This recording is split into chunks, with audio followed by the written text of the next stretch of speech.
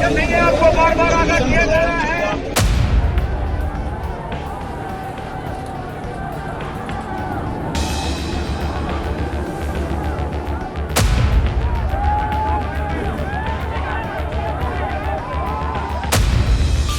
आज 15 दिन से उनकी हालत इतनी बिगड़ चुकी है, लेकिन सरकार के कानों पर जू तक नहीं चली। ट्रैक्टर ने अब ज़्यादा चाहिए, दिल्ली तो उससे बन गई।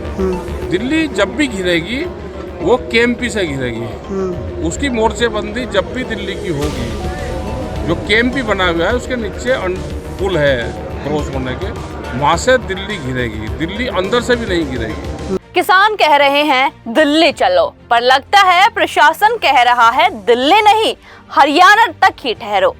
अभी के हालात से तो साफ यही जाहिर होता है। आपको बता दें कि किसान आंदोलन में आज एक और बड़ा मोड़ आ सकता है, क्योंकि 101 किसानों का मरजीवड़ा जत्था आज यानी शनिवार को दिल्ली कूच करने के लिए तैयार है। नमस्कार, आप देख रहे हैं जनता दरबार न्यूज और मैं हूं आपके साथ ज्योति राघव। दिल्ली कूच की फिर से कोशिश, दिल्ली कूच की फिर से बड़ी चुनौती, किसानों का संघर्ष दिल्ली तक। किसान तो शांतिपूर्वक दिल्ली जाना चाहते हैं, लेकिन हरियाणा प्रशासन मानो युद्ध की तैयारी कर रहा हो। जी हां, किसानों का यह जत्था दिल्ली के लिए रवाना हो गया है। हालांकि हरियाणा पुलिस पहले से ही पूरी तैयारी कर चुकी है, ताकि किसानों को शंभू बॉर्डर से आगे न बढ़ने दिया जाए। बीती 2 बार की कोशिशों में किसान दिल्ली पहुंचने में नाकाम रहे हैं, लेकिन इस बार उनका हौसला और संघर्ष और भी बढ़ा हुआ है।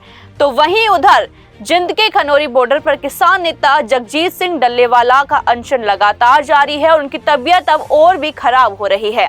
डल्लेवाला पिछले 18 दिनों से आमरण अनशन पर बैठे हुए हैं और उनके स्वास्थ्य के कारण आंदोलन में और भी तनाव बढ़ गया है। किसानों के दिल्ली कूच के ऐलान के बाद अंबाला प्रशासन ने पूरी तरह से तैयारी की है। अंबाला के जिलाधिकारी पार्थ गुप्ता ने मीडिया से बातचीत करते हुए कहा, सुप्रीम कोर्ट ने बॉर्डर पर यथास्थिति बनाए रखने का आदेश दिया है और हम अब तक दिल्ली के लिए किसी भी प्रकार की अनुमति नहीं दी है। चलिए अब जानते हैं किसानों का इसी बीच क्या कहना है। क्या कहते हैं किसान नेता? किसान नेता सरवण सिंह पंधेर का कहना है कि हमारा विरोध प्रदर्शन अब 307वें दिन में प्रवेश कर चुका है। आज हमारा तीसरा जत्था 12 बजे दिल्ली के लिए रवाना हुआ। पूरे देश के किसान इस आंदोलन से जुड़े हुए हैं, लेकिन प्रधानमंत्री और केंद्रीय कृषि मंत्री इस पर कोई बात नहीं कर रहे हैं। सरकारी एजेंसियां पूरी कोशिश कर रही हैं कि हमारा मोर्चा न जीत जाए, लेकिन हम अपना संघर्ष जारी रखेंगे। तो इसे देखकर अब सबके मन में यही आ रहा है कि किसान शांतिपूर्वक आंदोलन कर रहे हैं, लेकिन सरकार उन्हें जहरीली गैस और आंसू गैस से स्वागत कर रही है। क्या यह सही है? अभी बातचीत हो, क्योंकि सरकार से लड़ाई है, सरकारों से तो लड़ाई फिर उसी सिस्टम से लड़ जाएगी। हल्का सरकार को छेड़ना, अब जो सरकार को 3 साल पहले 4 लाख से ज़्यादा ट्रैक्टर गए, आज वही अगर हमारे लोग यहाँ से 100 आदमी जा रहे तो इसके साथ में भी वही व्यवहार कर रहे, तो इसका मतलब नियत सरकार की ठीक नहीं है। वहीं अब कांग्रेस नेता और पहलवान बजरंग पूनिया का बयान भी सामने आया है। किसान आंदोलन के समर्थन में कांग्रेस नेता और कुश्ती खिलाड़ी बजरंग पूनिया ने कहा, हम शांतिपूर्वक दिल्ली जा रहे हैं। सरकार कहती है कि 24 फसलों पर एमएसपी दे रहे हैं, लेकिन हरियाणा में तो 24 फसलें ही नहीं है, फिर भी किसान को रोका जा रहा है। सड़क पर कीले और बड़े कंटेनर लगाए गए हैं। ये किस लिए हैं? यह भारत पाकिस्तान या चीन का बॉर्डर नहीं है। सरकार झूठ बोल रही है। ये दुख की बात है कि आज हमारा अन्नदाता रोड पे बैठा है और उसकी सूझबूझ लेने वाला कोई भी नहीं है। जिस सरकार से हम उम्मीद लगाए बैठे हैं कि वो अन्नदाता की बात सुनेगी, वो अपनी आंखों पे पट्टी बांध के और कानों में रुई दे के सोई हुई है। उनको कोई मतलब नहीं है कि किसान चाहे भूखा मरे, प्यासा मरे या रोड पे मरे, उनको कोई फ़र्क नहीं पड़ रहा, क्योंकि पिछले 13 महीने हमारे यहाँ पे 750 किसान भाई शहीद हो गए। उसके बाद सरकार ने एक आश्वासन दिया था किसान भाइयों को कि हम आपको जो आपकी मांगे हैं उनको पूरा करेंगे, लेकिन 10 महीने पीछे अभी किसान भाई बैठे हैं शंभू बॉर्डर पे, खनौरी बॉर्डर पे, तो उनको क्या बोला जा रहा है कि आप यहाँ पे राजनीति कर रहे हैं, आप खालिस्तानी हैं, आप देशद्रोही हैं, ऐसे ऐसे शब्द बोले जा रहे हैं। ये लड़ाई एक पंजाब के किसान की या हरियाणा के किसान की नहीं है, ये लड़ाई पूरे हिंदुस्तान के किसान की लड़ाई है। क्योंकि हम बाज़ार में कोई भी सामान खरीदने के लिए जाते हैं, दुकान वाला हमें उस पे जो MRP होता है उससे नीचे रेट में नहीं देता, लेकिन किसान अपनी फसलों का एक न्यूनतम मूल्य मांग रहा है कि भाई मुझे ये मिनिमम प्राइस दीजिए।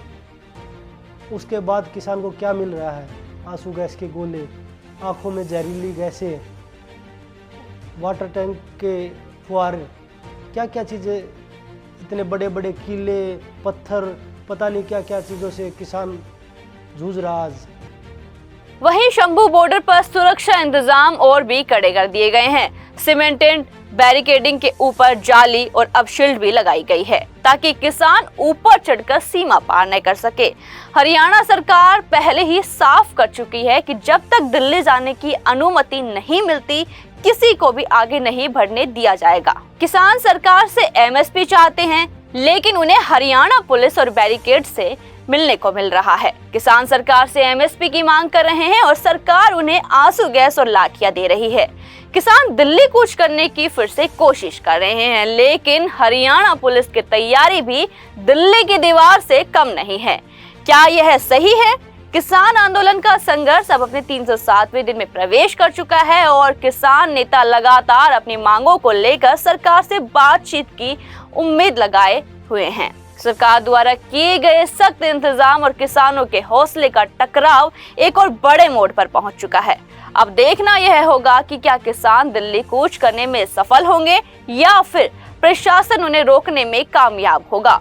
फिलहाल के लिए इतना ही। हमारी टीम आपसे जुड़ी रहेगी ताकि इस संघर्ष के हर पहलू को आपके सामने लाया जा सके। किसान आंदोलन पर नजर बनी रहेगी। बने रहिए हमारे साथ और देखते रहिए जनता दरबार न्यूज। नमस्कार।